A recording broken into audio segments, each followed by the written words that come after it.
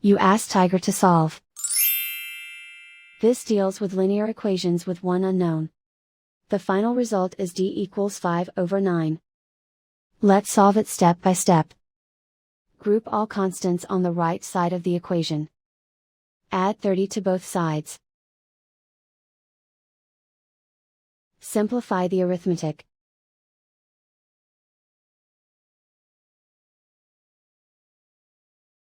Isolate the d. Divide both sides by 54. Simplify the fraction. Find the greatest common factor of the numerator and denominator. Factor out and cancel the greatest common factor. And so the final result is d equals 5/9.